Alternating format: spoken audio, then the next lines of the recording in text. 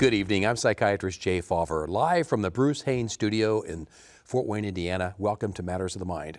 Now, in its 27th year, Matters of the Mind is a live call-in program where you have the chance to choose the topic for discussion. So if you have any questions concerning mental health issues, give me a call in the Fort Wayne area by dialing 969-2720, or if you're calling coast to coast, you may dial toll-free at 866-969-2720. Now, on a fairly regular basis, we are broadcasting live every Monday night from our spectacular PBS Fort Wayne studios, which lie in the shadows of the Purdue Fort Wayne campus. And if you'd like to contact me with an email question that I can answer on the air, you may write me via the internet at mattersofthemind, all one word, at WFWA.org. That's mattersofthemind at WFWA.org. And I'll start tonight's program with an email I recently received. It reads, Dear Dr. Fawver, I take bupropion, that's also known as Wellbutrin, to treat some minor depression and help me stop smoking. So far, it's been working well. It's been 6 weeks since I had a cigarette. Fantastic. The question is this, I still enjoy using a small amount of marijuana on occasion. Will this affect my medication in any way?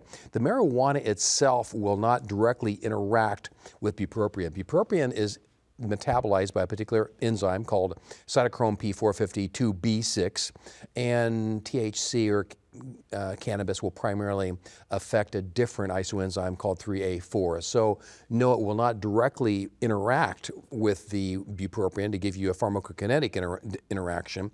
It can give you a pharmacodynamic interaction in the sense that cannabis for some people can cause them to have difficulty with cognition, memory, attention span, distractibility, and it can sometimes worsen the motivation for somebody. So the pharmacodynamic interaction between cannabis and bupropion would be the bupropion might not work so well for depression. Now, it depends on your age. If you're younger, especially under the age of 24 years old, you're much more likely to have more difficulty with the use of even small amounts of marijuana, because marijuana does inhibit the growth of white matter in the brain, and the white matter of the brain is like insulation.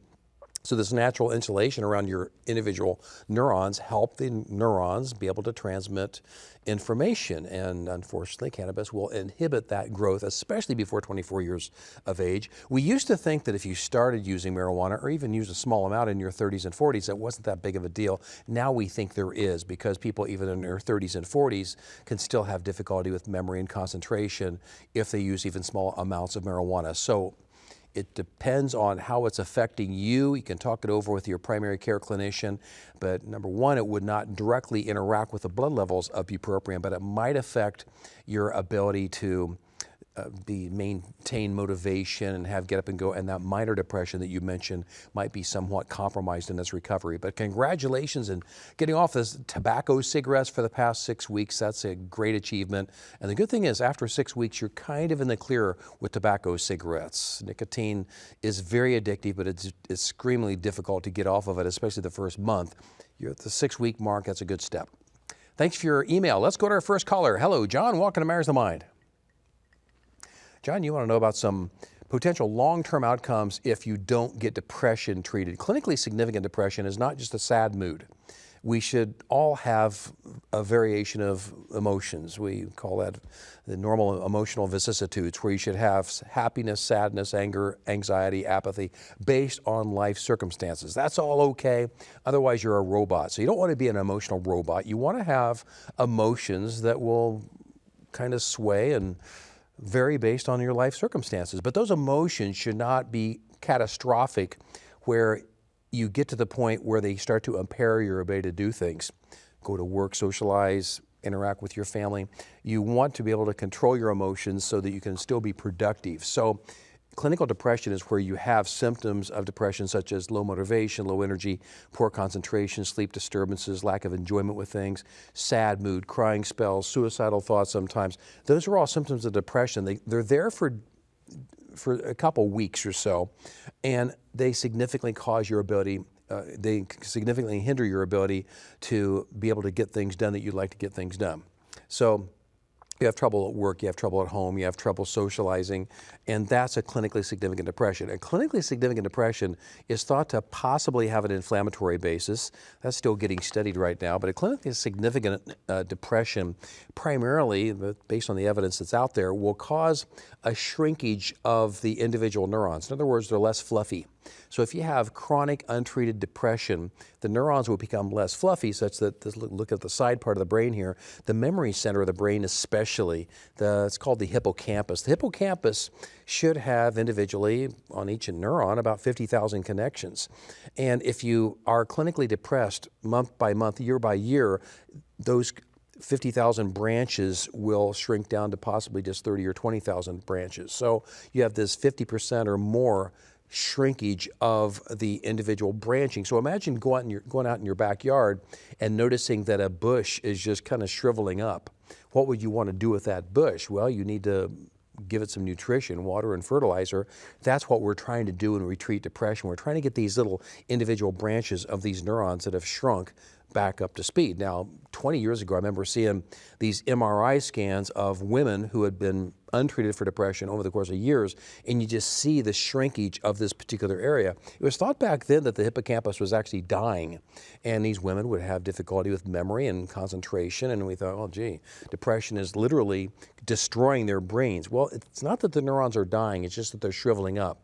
So rather than having that bush in the backyard that is dying, it's shriveling up, it needs fertilizer, it needs water. That's what's happening with your brain when you have chronic depression. Basically, you're losing certain natural nutrients, and with the loss of those nutrients, your brain's not going to work as well, and that's where you'll have all these symptoms of depression. Another really big factor with depression is this middle part of the brain. It's over here called the subgenual cortex. It's genual underneath the this area that looks like a knee. That's called the genual cortex. Subgenual means it's right underneath it. That part of the brain will actually really fire up, and it gets smaller when people have depression. When that part of the brain fires up, you tend to brood on things. You ruminate, you can't make decisions, you start to retrospectively think about all the regrets you've had from the past, and that's damaging to the brain itself. So the reason it's damaging to the brain is it'll often affect your sleep. So a cascade we often hear about with depression will be that you'll have difficulty with rumination and brooding. You'll have trouble with thinking about all the past regrets you've had. You think about all these catastrophic things that can happen in the future. And next thing you know, you're taking all those thoughts to bed with you, and you're ruminating at night. You're not sleeping. By not getting to sleep, you're awakening in the middle of the night. Lack of sleep is damaging to the brain itself. So there's this cascade of anxiety leading to insomnia, and that leads to clinical symptoms of depression. So yeah, it is damaging to the brain.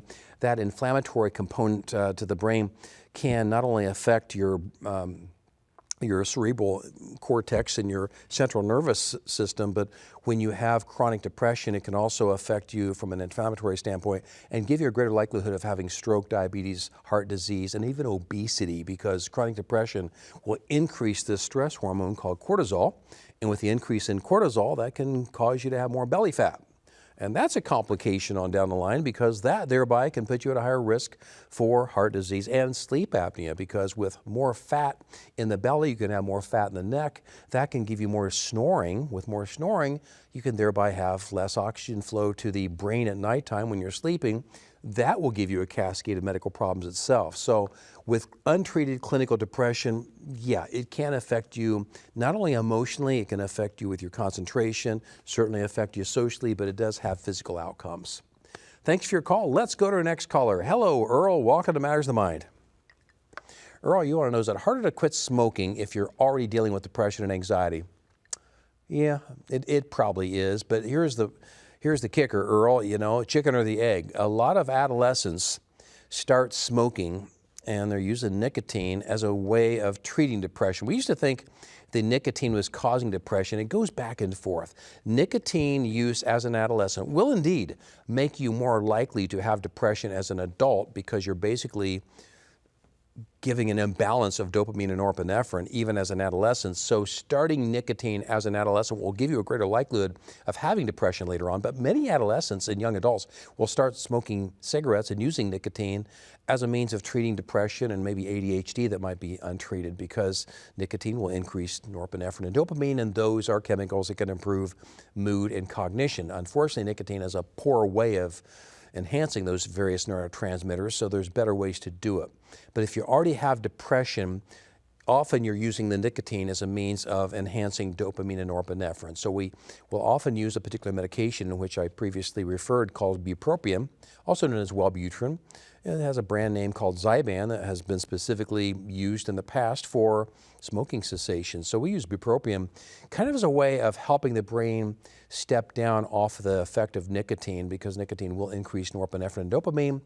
The Wellbutrin or bupropion will do the same. So that might be a preferential medication we use for somebody who's smoking cigarettes in the form of nicotine, and they're also depressed.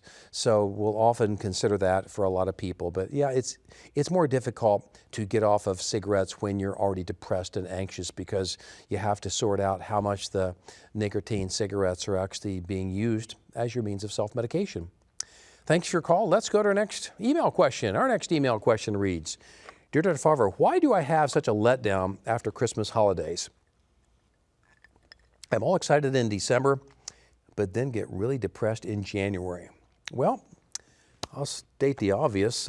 When you're excited about something occurring, you can be a letdown after that date or that particular event passes. And from a neurobiological standpoint, that sounds very obvious, but there's a difference between Christmas and Thanksgiving. And there's a difference in the buildup before each of those particular holidays and the letdown thereafter. So if you think about it, Thanksgiving, do you see any particular events occurring prior to Thanksgiving? Do you see Thanksgiving celebrations? Do you see Thanksgiving decorations before Thanksgiving? Typically not. And Thanksgiving revolves around eating food with immediate and to some degree extended family and watching football in the United States. That's kind of how Thanksgiving has evolved. It's focused around one day. You get an extra day off, which is Black Friday, when you're supposed to go out shopping for Christmas. And then it kind of fades after that. But Thanksgiving is very abrupt. It comes and goes. It's very focused. And a lot of people don't have a lot of letdown after Thanksgiving. Christmas is a whole different type of phenomenon. With Christmas, it's often a 4 to 6 week celebration where there's decorations, there's festivities. With Christmas, you're celebrating that well beyond your immediate and extended families. You're celebrating Christmas with friends, families, coworkers, neighbors, a lot of people in the community. It becomes a community event. Christmas at December 25th is during a time of the year where it starts to get colder, and many people welcome the opportunity to get outside the house and do social activities. So the build up to Christmas is different from that of Thanksgiving. And of course, after Christmas, you've had 4 to 6 weeks of all these festivities. If you drop off of your festivities and your social interactions after Christmas, especially going into the dark days of January, that can be very depressing for you. Now, up in Minnesota, Wisconsin, North Dakota, they do a great job celebrating the winter with continuation of winter festivities in those months. So they kind of brought some of that heritage from their ancestors from Norway and Sweden and Finland, because they came over here and they were used to celebrating the dark days of winter to maintain their mental health. So if you can continue to celebrate the winter festivities as you go into January and February, that's going to be to your benefit. But there's actually a neurobiological reason why you might have that letdown after Christmas. You might think, well, gee, Christmas Day it's exciting, you're really fired up on Christmas Day. Well, yes and no. They've actually found that if you're anticipating an event, it's the anticipating of the event that will increase dopamine in your brain. So dopamine is a feel-good, excitable kind of neurotransmitter. Dopamine gives you motivation, energy, gives you enthusiasm. So when dopamine is sky high in the brain, you'll be excited and really fired up about something. It's the days and weeks preceding Christmas where your dopamine will actually be higher than Christmas Day itself. So it's the anticipation of not only Christmas, but any future event. The anticipation is what establishes the degree of excitement in the brain. The actual event, less dopamine with the actual event itself. And they've done a lot of studies with people with addictive conditions. Actually using the drug of abuse might not be what really fires up the brain. It's the anticipation and the excitement around the intention to use the drug of abuse that will be more stimulating for the brain. So how do we use that in our day-to-day lives? Well, have something in which you can look forward to doing. So have something to anticipate. even as we get into our older years in semi-retirement and retirement, you have to maintain some kind of schedule and look forward to something, whether it be once every 3 or 4 days, once a week. Have something on your calendar that you can look forward to being excited about doing, not just major holidays, but just life events. And in doing so, you can maintain that dopamine stimulation in your brain where you can be excited about something here in the future. That a particular event, yeah, that'll be okay. And you might have a letdown after the event if you don't have something else in its place. So it's important to have regularly scheduled activities in which you can anticipate. Thanks for your email. Let's go to our next caller. Let's go to Amelia. Hello, Amelia. Welcome to Matters of Mind. Amelia, you want to know, will teenagers grow out of anxiety or depression as they reach adulthood? It's a different type of phenomena, Amelia. Number one, I'd want to know, is there any family history of depression or anxiety? If there's a family history of depression or anxiety where a mother, father, brother, or sister had depression or anxiety, okay, there is a genetic influence, about 35% or so, that adolescent may have depression or anxiety ongoing. I'd also want to look at any prior traumatic life events. If the adolescent had prior traumatic life events, sexual abuse, emotional abuse, physical abuse, abandonment of some type, a significant loss, especially prior to the age of 8 years old. That's a very critical time, prior to the age of 8 years old. That particular adolescent will have a greater likelihood for depression or anxiety later. We can do genetic testing. Genetic testing basically will predict to some degree who might be more prone to developing depression, but you have to look at all these other factors. You have to look at the genetics, but you look at past traumatic events and how somebody's coped and how somebody's been able to adapt to trauma going on in their lives. What happens with teenagers is, for those of us who were teenagers, teenage years are often very catastrophic for a lot of people because we lack stress resilience. As adolescents, a lot of people don't have the maturity from an emotional perspective and interpersonal standpoint to be able to adapt to changes and to losses and to stresses that are occurring. So a teenager might find something that is just catastrophic that you'd find laughable when you're 26 or 28 years old. Why? It's because as an adolescent, the front part of your brain is still growing. The front part of your brain is your judgment part of your brain, your impulse control part of the brain. It's still growing when you're an adolescent and going up to the age of 24 years old. So things will appear to be catastrophic when you're 18, 19, 20 years old in many cases, and it's during that time that you absolutely positively don't want to use substances of abuse, such as alcohol and marijuana, because it will compromise your ability to make good decisions. And I always tell adolescents that you don't want to do things in your adolescent years that you're going to find regrettable later on, because you're going to do stupid things. And you're going to not think clearly when you're an adolescent because your brain is not fully developed. So don't do stupid stuff when you're an adolescent.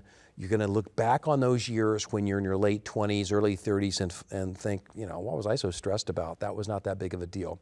We need to empathize with adolescents and say, it's tough going through those adolescent years, and you can have depression and anxiety, and you can have clinically significant depression and anxiety as an adolescent. If it's paralyzing, if it's impairing your ability to socialize, go to school, be able to get things done day to day, okay, it needs to be treated with counseling and sometimes medications. But with adolescents, we have to remember that much of the difficulty with depression and anxiety that an adolescent might encounter can be difficulty with normal stress resilience, where they're having difficulty putting up with stuff. Now, if it gets to the point where they're getting suicidal, they're getting to the point where they're having very dangerous behaviors and they're not functioning properly, by golly, you need to make sure they get treated. And they get treated at that time, because you don't want to have something happening to an adolescent at 14 and 15 years of age, which may impair his or her ability to go on in their intended career or their life goals later on. So we want to make sure they're able to do everything they want to be able to do as they get older. Thanks for your call. Let's go to our next email question. Our next email question reads, Dear Dr. Fawver, are women really more attentive to social nuances when interacting with other people, women versus men?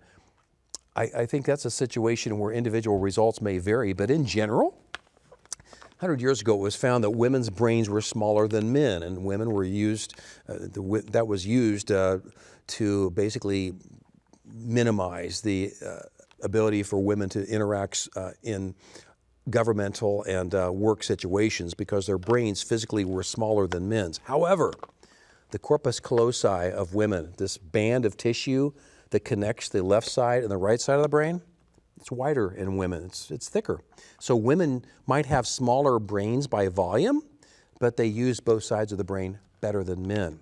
Secondly, women have 20% more norepinephrine branches compared to men. What's that mean? Well, if you have 20% more norepinephrine branches, you're often going to be more attentive, specifically in social interactions. So women will remember people's kids, people's social context more so than men in most cases. Now, as I said, individual results may vary, but women in general will have greater social connectedness than men based on the neurobiology of how their brains are built. There is a difference between the brains of women and the brains of men. Corpus callosum, number one, the number of branches on the norepinephrine neurons being the second thing. Thanks for your email. Let's go to the next caller. Hello, Todd. Welcome to Matters of Mind. Todd, you want to know, how does depression or anxiety manifest differently in people with autism and neurodivergent individuals? Autism and people with who have neurodivergent conditions, they will have difficulty with stress tolerance. We call it stress resilience, being able to put up with stuff. So when people have neurodivergent conditions, they have autism, they'll get bombarded with stimuli coming from the outside, and they can feel readily overwhelmed. Now, it'll look like anxiety, and it might even be demoralizing where they get depressed, but many times it's a matter of being able to allow them to focus and keep the filter on the outside activity to a point where they can still tolerate what they're able to manifest in their day-to-day activities. So what you don't want to do with somebody with autism is overwhelm them with a lot of things at one time. And people with autism, people with neurodivergent conditions will have various degrees of those conditions. But we'll treat those conditions sometimes with serotonin medications very, very cautiously, but sometimes the serotonin medications can actually make people with autism worse. There's two medications, aripiprazole and risperidone or Risperdal, that have been studied with autism. They are medications that will block dopamine receptors and block serotonin 2A receptors, and in doing so, they can allow people to have better stress tolerance. We often will use lamotrigine, which is blocking the excessive outflow of glutamate. It's thought that when people have autism or neurodivergent conditions, they will have an extra sensitivity to the excitatory neurotransmitter glutamate, and in doing so, they'll be more jumpy and more irritable when all this input is coming into their brains. So they can use lamotrigine on a day-to-day basis to try to modulate some of that. Guanfacine is another medication that works more on norepinephrine. So we have medication treatments for autism and neurodivergent conditions if people feel like that anxiety, the irritability, the moodiness is becoming overwhelming for them. And obviously there's going to be a lot of coaching for a lot of folks out there with neurodivergent conditions to try to help them, coach them through the life experiences themselves and get them in the right environments, very importantly, get them in the right environments where they can actually put their unique skills to the best use. I mentioned several times that Israeli Defense Forces have a team of people with autism specifically on their intelligence, reviewing their intelligence, where they can look at photographs and they can look at data coming in, and they found that the people with autism can identify particular specifics in those kind of intelligence reports that other people are readily going to miss. So people with autism can certainly have attributes that the rest of us will lack, and it's important to be able to put those attributes to work for them. Thanks for your call. Let's go to another caller. Hello, Jim. Welcome to Matters of the Mind. Jim, you want to know, do men and women exhibit different symptoms regarding depression? A lot of times women are going to get more teary-eyed. The effect of estrogen can make women more tearful in many cases. Women can become more emotional, and that can be sometimes exacerbated by the mood swings they can have with the estrogen and progesterone going up and down prior to their menstrual cycles. Postmenopausal women, you'll see that flatten out to some degree, and you'll see postmenopausal women having more symptoms of depression and more similar to men. But premenopausal women will often have a little bit more moodiness and more tearfulness with depression. Men, when they get depressed, will often get more irritable and angry. Men don't often get teary-eyed. They get more angry and irritable when they get depression. So we'll hear about that. Men more commonly when they get depressed, they'll lose weight. Women will typically gain weight. You hear about that type of phenomenon, although once again, individual results may vary. Some men might be stress eaters, but typically women will be more stress eaters, and that's thought to be related somewhat to serotonin, because when serotonin is dipping down, as it might do so when you're having hormonal fluctuations, when serotonin is dipping down, you'll tend to instinctually want to eat carbohydrates as a means of increasing your tryptophan level. Tryptophan gets transported in the brain easier, and tryptophan is a building block for serotonin. So women will often crave carbohydrates when they get depressed to try to indirectly increase serotonin in their brain. So there will be subtle differences with men and women, but often you'll hear about the tearfulness in women and more anger and irritability with men when they get depressed. Thanks for your call. Unfortunately, I'm out of time for this evening. If you have any questions concerning mental health issues, you may write me via the internet at mattersofthemind@wfwa.org, and I'll see if I can get your email on the air with the next program. I'm Psychiatrist Jay Fawver, and you've been watching Matters of the Mind on PBS Fort Wayne, now available on YouTube. God willing and PBS willing, I'll be back again next week. Thanks for watching. Good night.